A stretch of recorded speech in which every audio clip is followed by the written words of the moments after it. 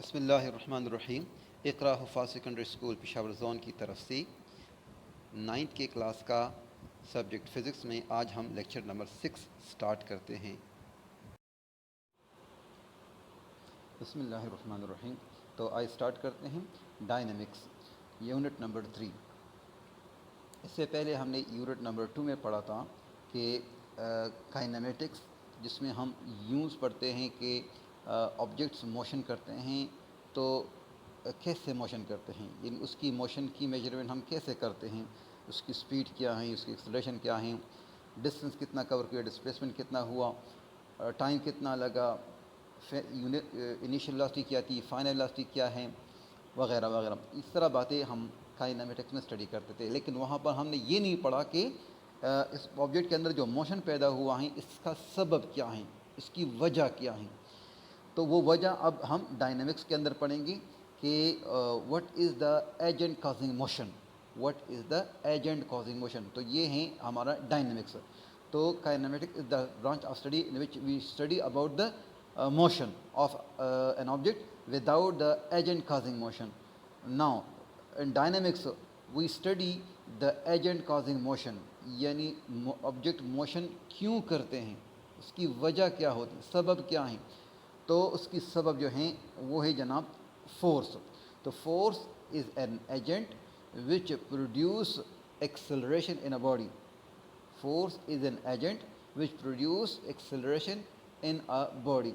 تو ڈائنامکس جو ہیں یہ گریک ورڈ ہیں، اور اس میں ہم یہ برانچ آف فزکس ہیں جس میں ہم موشن کی اسٹڈی کرتے ہیں، انالائز کرتے ہیں by the cause of motion, by the cause of motion.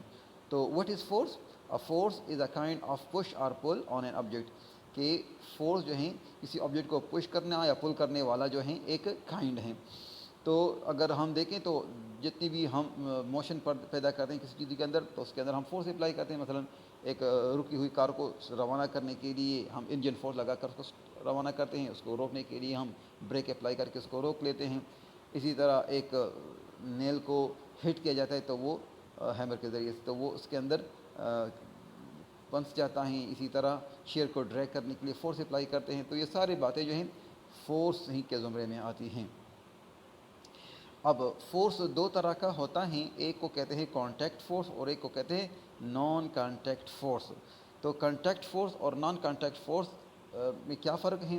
تو جب آبجیکٹ دوسرے آبجیکٹ کے اوپر فورس اپلائی کرتا ہے، جب ایک باڈی دوسرے باڈی کے اوپر فورس اپلائی کرتے ہیں اور وہ دونوں باڈیز آپس میں فزیکلی کانٹیکٹ کر لے تو وہ کہلائے گا کانٹیکٹ فورس۔ مثلا آپ اس کتاب کو اٹھاتے ہیں، اس کو ایک جگہ دوسری جگہ لے جاتے ہیں، تو اس کے لیے آپ کا ہاتھ اس کتاب کے ساتھ ٹچ ہونا ضروری ہے۔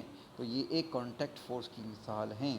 آپ ایک چیئر کو ایک جگہ سے دوسری جگہ لے جانا چاہتے ہیں تو آپ اس کے لیے لازمی بات ہے کہ آپ کا ہاتھ اس چیئر کے ساتھ فزیکلی ٹچ ہوگا، تب آپ اس چیئر کو ڈریگ کر سکتے ہیں، پش کر سکتے ہیں یا پل کر سکتے ہیں۔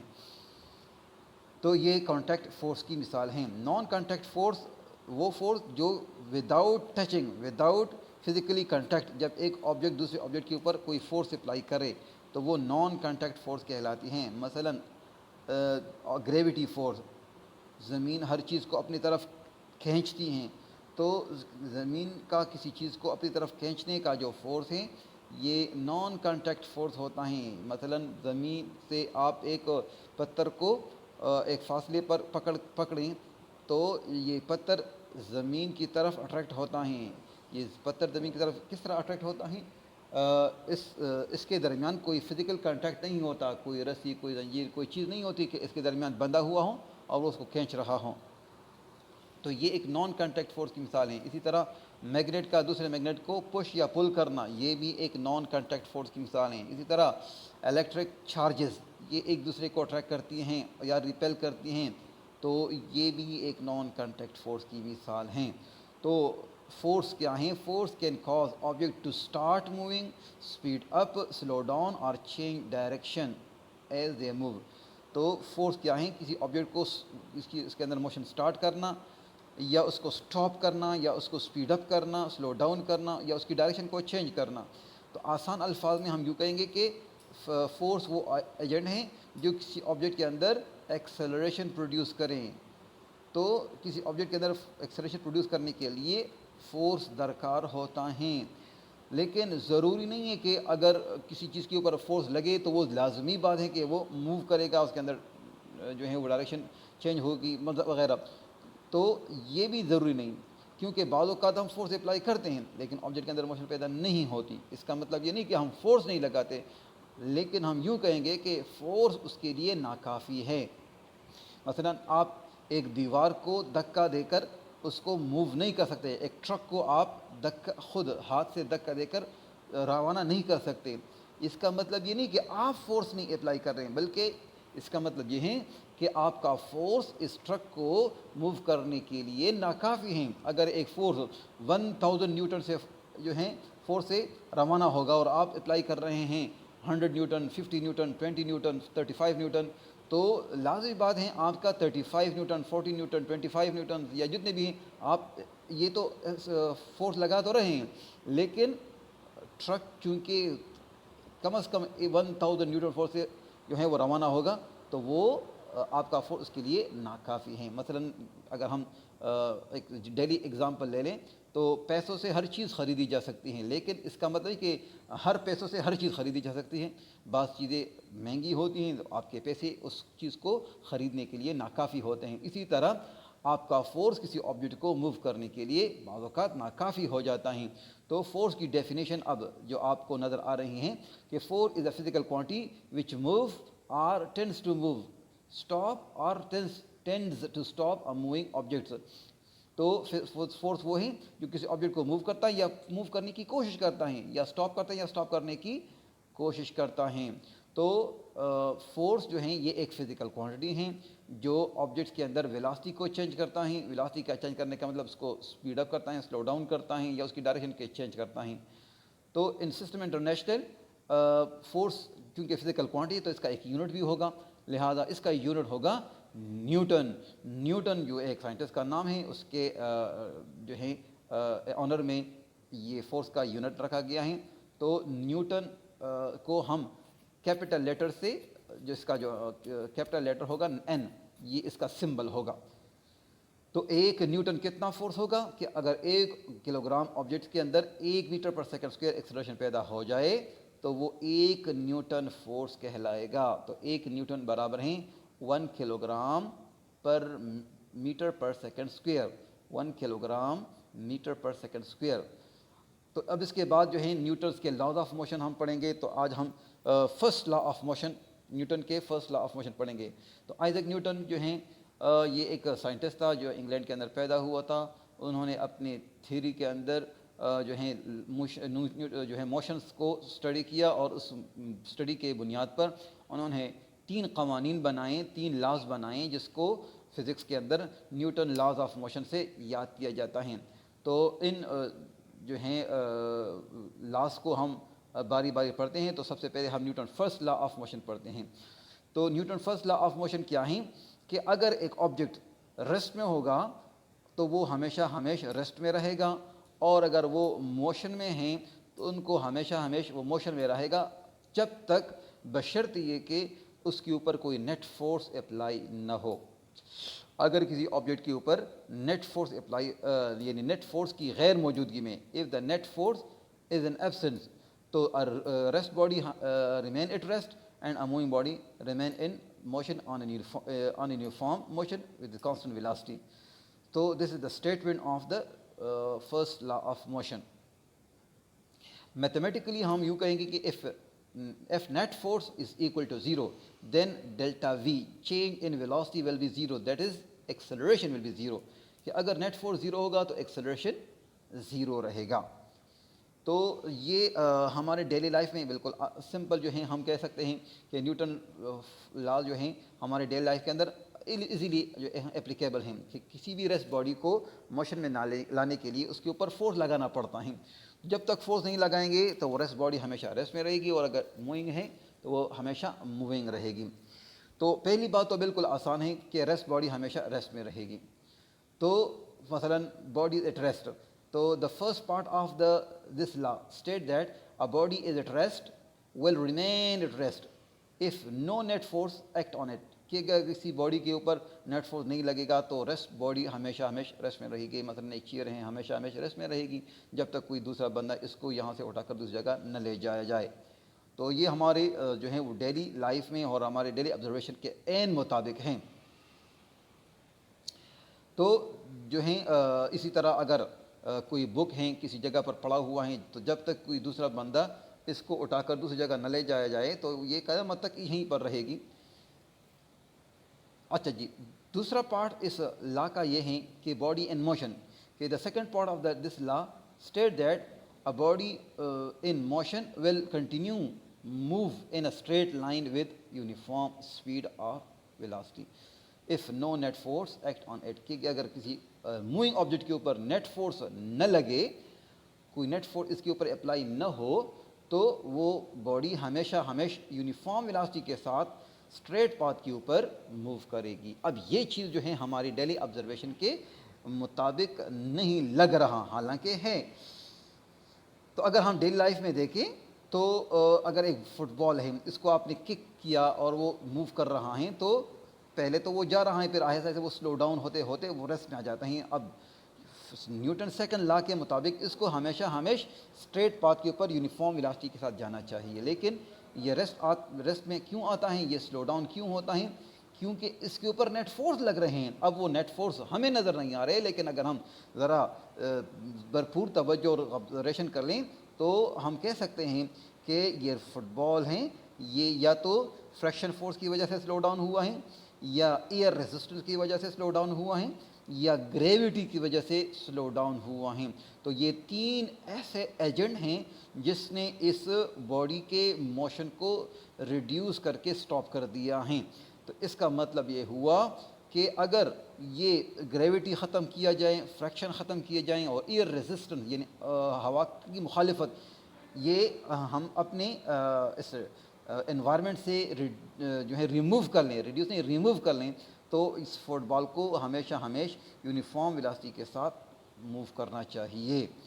تو یہ تھا آپ کا first law of motion, Newton first law of motion, جس میں ہم نے یہ پڑھا کہ اگر جب تک ایک نیٹ فورس نہیں ہوگا, the absence of a net force, a rest body will remain at rest, and a moving body will continue its uniform motion on a straight path. اب یہاں پر ایک دوسری چیز بھی ہے جس کو کہتے ہیں انرشیا. انرشیا کسی بھی میٹیریل آبجیکٹ کی اس پراپرٹی کو کہتے ہیں جس میں وہ اپنے اندر چینج لانے میں ریزسٹنٹ شو کرتی ہیں. تو inertia is the property of material object which resist the change in its state of motion or state of rest or state of motion. یعنی انرشیا کسی بھی میٹیریل آبجیکٹ کی اس پراپرٹی کو کہتے ہیں جو وہ اپنے اندر کسی اسٹیٹ آف ریسٹ یا اسٹیٹ آف موشن میں لانے میں مخالفت پیش کرتی ہیں. For example, a net force that is just enough to move a car will cause only a small change in motion of a truck. تو اب دیکھیں, اگر ایک بندہ جو ہے ایک کار کو جو ہے دھکا دینا چاہیں تو اس کے اندر موشن تو پیدا کر سکتا ہے, لیکن اگر ایک ٹرک کے اندر وہ موشن پیدا کرنا چاہیں, اگر ایک ٹرک کھڑا ہے اور اس کو وہ دھکا دے کر موشن دینا چاہیں تو یہ اس کے لیے ناکافی ہوگا. تو اس کا مطلب یہ ہے کہ انرشیا تو دونوں کے اندر ہیں, لیکن انرشیا کس میں زیادہ ہوگا؟ جس کا ماس زیادہ ہوگا. تو انرشیا جو ہے یہ ماس کے ساتھ ڈائریکٹلی پروپورشنل ہوتا ہے. تو جتنا کسی میٹیریل باڈی کا ماس زیادہ ہوگا اتنا اس کے اندر انرشیا بھی زیادہ ہوگا, یعنی وہ اس کے اندر چینج لانے میں زیادہ مخالفت کرے گا. اسی طرح اگر وہ موونگ ہیں تو موونگ حالت میں بھی جس کا ماس زیادہ ہوگا اس کے اندر ریسٹ لانا مشکل ہوتا ہے بنسبت ایک ریسٹ جو ہے وہ لیس ماس والا, جو کم ماس والا ہے. تو انرشیا جو ہے یہ جو ہے ایک پراپرٹی ہے. تو نیوٹن فرسٹ لا جو ہیں یہ اس کو نیوٹن فرسٹ لا کو کبھی کبھی جو ہیں لا آف انرشیا بھی کہتے ہیں. نیوٹن فرسٹ لا کو لا آف انرشیا اس وجہ سے کہتے ہیں کہ ریسٹ باڈی ہمیشہ ریسٹ میں رہی ہے, کیونکہ ریسٹ باڈی کے اندر بھی انرشیا ہوتا ہے, اور اگر موونگ باڈی ہمیشہ موشن میں رہے گی تو اس کے اندر بھی انرشیا ہوتا ہے. تو using Newton's first law of motion help us to define the inertia, therefore it is also called law of inertia. کیونکہ فرسٹ لا آف موشن بھی انرشیا کو ڈیفائن کرنے میں مدد دیتا ہے، لہذا اس کو جو ہے لا آف انرشیا بھی کہتے ہیں۔ تو لا آف انرشیا جو ہیں یہ ماس کے ساتھ ڈائریکٹلی پروپورشنل ہوتا ہے، تو جتنا ماس زیادہ ہوگا اتنا اس کے اندر انرشیا زیادہ ہوگا۔ تو وہ انرشیا ہم اپنے جسم کے اندر بھی فیل کر سکتے ہیں۔ کیسے کہ اگر ایک چلتا ہوا موٹر کار کو جو ہے، یہ چلتا ہوا بس ہے اور وہ یکدم بریک لگائیں تو تمام کے تمام پیسنجر وہ آگے کی طرف جو ہے وہ گرنے لگتے ہیں۔ تو اس کی وجہ کیا ہوتی ہے کہ جس وقت بس موشن میں تھا تو تمام پیسنجر بھی موشن میں تھے، جو ہی بس ریسٹ میں ہوا تو انرشیا کی وجہ سے جو پیسنجر تھے وہ ابھی موشن میں ہے، لہذا وہ آگے کی طرف گرنے لگتے ہیں۔ اسی طرح اگر ایک گاڑی جو ہے یکدم سٹارٹ کریں تو پیسنجر پیچھے کی طرف گرنے لگتے ہیں، تو جس وقت گاڑی بھی ریسٹ میں تھی تو موشن جو اس کے اندر پیسنجر تھے وہ بھی ریسٹ میں تھے، جو ہی گاڑی موشن کرتی ہیں تو پیسنجر ریسٹ میں رہنا چاہتے ہیں تو وہ پیچھے کی طرف دھکا کھاتے ہیں۔ تو یہ ساری باتیں جو ہیں یہ انرشیا کی ایگزامپل ہیں۔